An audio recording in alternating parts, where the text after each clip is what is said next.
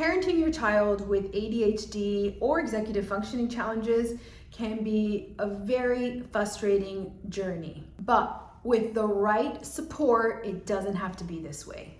Before you do anything else when looking for resources for your child, I want you to make sure that the resources you find have been personalized for your child and absolutely include you, the parent, as a majority of the team. And the best way to get this done is if you find a comprehensive coaching parenting program. When you have these two pieces in your parenting toolkit, you can get the right support that makes the big changes that we're looking for your kiddo. And you can take this information and you can use it to many scenarios that are going to come up in your parenting journey. Let me break down what this parenting model looks like. Most models that parents find to help their kids work a little bit, but they really don't get us to the next levels, and they really don't help the parents feel confident, empowered, knowing what to do, when to do, and how to do it. So before we go any further, we're going to talk about these most common models and break down the myths related to them. So I'm an occupational therapist by trade, so I know very well what traditional occupational therapy model looks like. And the reason that this is not the best combo for making the parent the expert on how to guide their child and helping the child is because in traditional OT sessions, there is very little, if any, time built in to the programming where the parent becomes a key player. It's usually you drive all around town, you drop your child off somewhere, you pick them up, you may or may not get to chat with the therapist, and if you do, it's usually in a busy waiting room with other parents, and you just get a generic update like, oh, they did great, or even worse, it's like, oh, they had a really hard time today. And then you're left wondering, well, what does that mean and how can I help? Then there is a more like a psychotherapy, play therapy type of sessions where you have a mental health person working directly with the child. While this really helps the child come to realize and, master some difficulties, it still doesn't really include the parent as part of the equation. So sometimes you're almost left like depending on this mental health person for a case-by-case scenario. Oh, this happened today. How do I navigate it? Versus if you get a program under your belt that puts you, the parent, in charge and as the guide, then not only can you navigate how to handle what happened today, but you can retake this information and apply it to what happens next week, next month. And then there is the parent meeting, right? Sometimes the parents will come in and look for help and be like, hey, we're having this problem with our middle schooler, and we need some guidance on how to parent them through this. So this model I do like because it does put the parent in charge, does make the parent a key player. However, even though the parent probably is a good storyteller in background information, the clinician doesn't have a piece of the puzzle. And the piece of the puzzle is any information about the teenager, the middle schooler, the child that we're trying to help. So while the provider can give some really good feedback, it still is probably going to be more on the general side because the practitioner may not know, probably doesn't know the strengths and weaknesses and challenges of the child that we're trying to provide resources for. So this is exactly what a parent coaching program does. It takes the information about your child combined with how you parent them and gives you support feedback so that you, the parents, the experts on your child, can go back and really support and help your child throughout their everyday life to make those big changes that you know are going to make life easier for them. So I want you to look for these three things when you are looking for a provider for parent coaching, executive functioning coaching that helps the parents, right? I want you to look for somebody that has knowledge in development, right? Knowing that a third, fourth grader should developmentally be able to start doing their homework independently is a key piece to the puzzle. Knowing what developmental milestones are hit in middle school when there's changes to the brain, knowing that it's totally normal and okay for your teenager to want to spend time with their friends versus going to dinner with you. So the person needs to have a very good knowledge base of development. Second piece, we want the person doing the coaching program to get good handle for your child's strengths and weaknesses. The families that work with me, we get an executive functioning profile done. We get a parent questionnaire sent to you about their child's executive functioning skills. Depending on what else is going on, I have the resources and I'd like to pull some assessments, but they are assessments that the parent fills out regarding their child. Sometimes I can send them to the school. So I'm getting all this custom information about the child from parent interviews, parent questionnaires, and assessments. So by the time I come to the table and we have our first initial meeting, I already have a lot of information on your child. We already have strengths and weaknesses of your child. We already know what areas are easy for them, what areas they struggle with, in combination with what's happening at home, what's happening at school, what's happening with their friends. So then we're not guessing, we're not piecemealing together. The plan we're coming up with is based on what's happening for you as a parent, combined with your child's actual strengths and weaknesses. And equally as important, I need you to find someone who has a wealth of knowledge in executive functioning coaching. What do I mean by this? I mean that I'm not necessarily looking for a life coaching certification. Those are good to have, but somebody that has an extensive framework for executive functioning, where executive functioning looks at the whole child. I do not want you to work with somebody that is only looking at executive functioning for academics, because we're still missing a big piece of what happens outside of the classroom. And remember, we want somebody to look at your child as a whole person that is a student. And I can guarantee you, without even knowing you or your child, that if your child is struggling in the classroom, there's going to be areas that he's going to struggle with at home or with his friends. And if they haven't, they will be coming along down the march, because if we're struggling with time awareness at school, it's going to show up the minute they don't have a structured schedule at home. So it's super important you have somebody that looks at executive functioning for the whole child in all of their roles. As an occupational therapist, it's kind of ingrained in me, because we are looking at occupations versus like, what does a human do in life? So for me as an occupational therapist, it's just natural for me to look at any family, any child I work with, looking at all of the areas that they need to function in. So if at this point you already know you want information on how to work with me and how to have me be a part of your team to help you help your child, go ahead and click the link below so we can have a conversation and see how we can work together. Now, we need to make sure that these individuals are, back to what I said, my last point, well-versed in the whole child and well-versed in your child. A lot of times what I see happens is that they have general advice, general tips and tricks that will work for somebody with executive functioning challenges, but may not work for your kiddo with executive functioning challenges. This is why I find it so important for the parents to be part of the equation. Not only that I find it important, I find that that makes the most changes. Because remember, we're looking for big changes so that things can get easier for our kids. So the parents, you guys know your kids better than anybody else. You may not have the degree, the continuing education, and the courses that a professional has, but you, the parents, I believe, are experts in your child. And if you had the right information, you could really be the one to help your child. So what happens when we have these general tips, tricks, and strategies? Let's say, for example, we are using a timer for your child, right? Guess what? Without the individual knowing that your child struggles with task initiation, which is actually getting started on the task, we can put all the timers and bells and whistles in the world, because their struggle isn't with the time management or time awareness. Their struggle is with getting started on the task.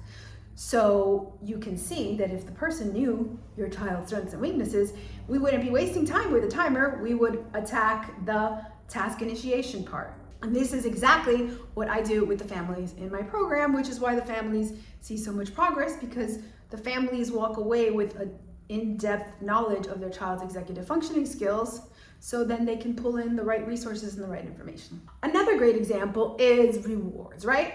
Well, let's motivate the child with the treasure box. Let's motivate the child with points at the end of the semester for doing all their work, points with doing chores, whatever, points for whatever. If your child struggles with being goal-directed, which is, keeping in mind the end goal and being able to complete all the steps between, they don't care one iota about a sticker, points, because they're not looking that far in advance. So if you're wondering why your child doesn't respond to rewards, treats, stickers, points, probably most likely they struggle with goal-directed awareness. And the last example I'm going to go for is actually a personal example of mine.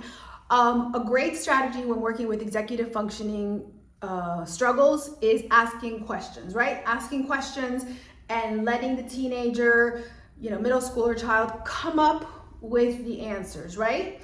So in my case, this was when we were doing school from home.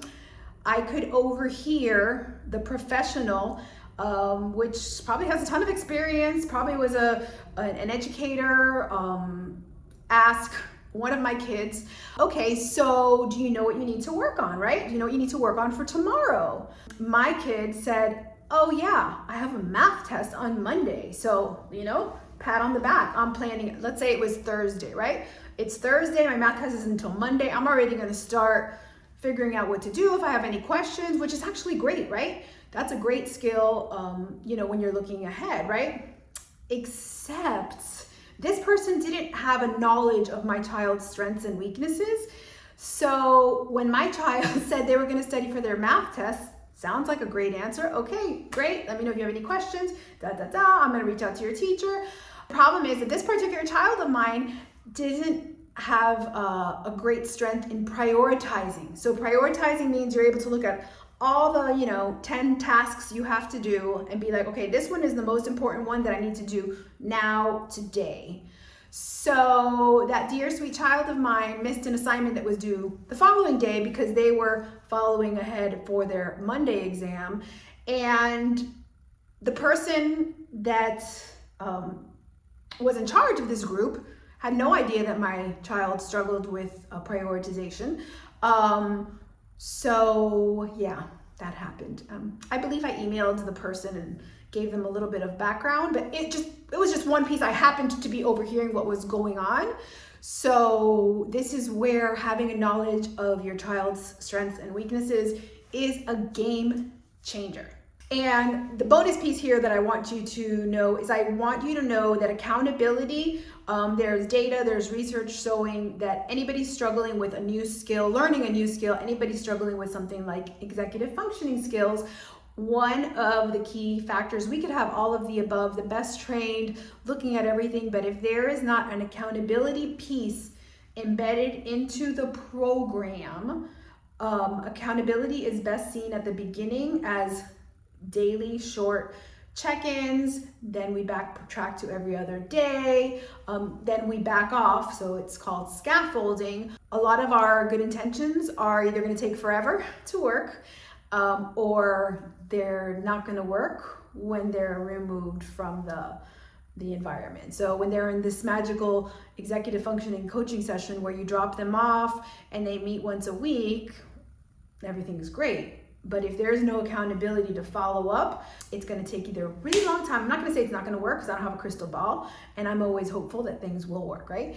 And it will take a lot longer for it to work versus if we give the strategies to somebody who's going to be able to hold them accountable, which is where parents come in. So parent coaching is really about coaching the parent on how to be the guide and help their child develop these executive functioning skills so they do not have to struggle that much at home, at school. So this is a real life example of how this parent coaching process works right from the beginning. So I've already heard in her own words what the concerns are and what the struggles are that are affecting the child in their everyday life. Sometimes it's at school, sometimes it's at home. So what happens here is, I go ahead and I let them know the first step is I remind them that we are going to get custom questionnaire via email. So the questionnaire is a general questionnaire. Sometimes it's almost like a recap of what we talked about on the phone,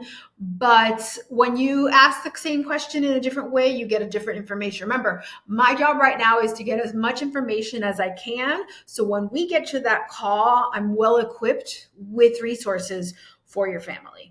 A second thing I send is an executive functioning questionnaire.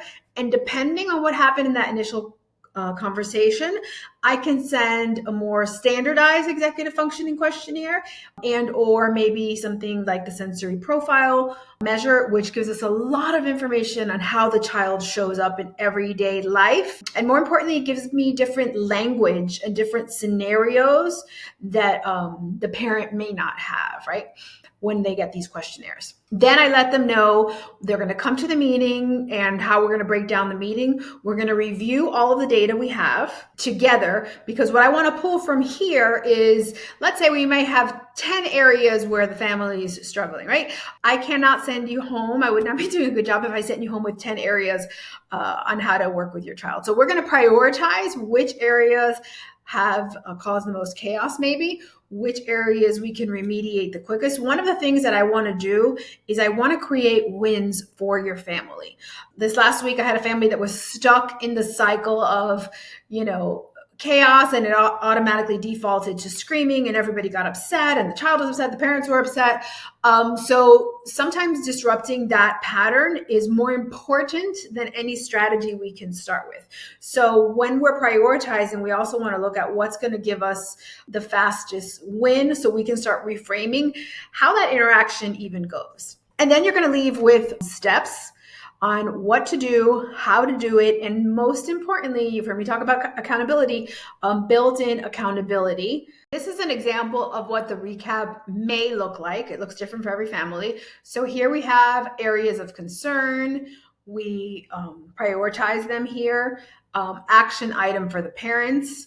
In this case, it's increased frustration tolerance and flexibility. So this particular child had a really hard time with emotional control and the executive functioning skill of flexibility. And it was showing up mainly at school and with friendships. And what was happening is at home, it would get shut down. Like there was no nonsense. They were not putting up with any feelings of frustration. So, we talked about some concrete examples on how to start embedding frustrating experiences at home so that the child can start building a tolerance for it.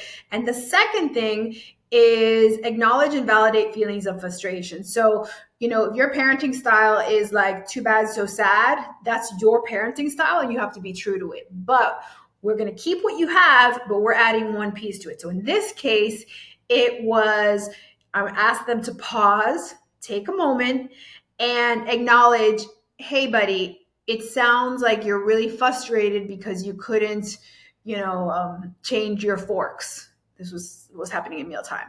I know that that's frustrating, and I get you're upset, and sometimes I get upset when I can't do things that I want, but for right now, we're going to finish mealtime. So it's kind of the same result. Like you're still finishing mealtime now. We're not going to get 7 different forks, but it's that little piece of acknowledging it, which is where this is a blend of taking what you guys are already doing and adding that one piece to it.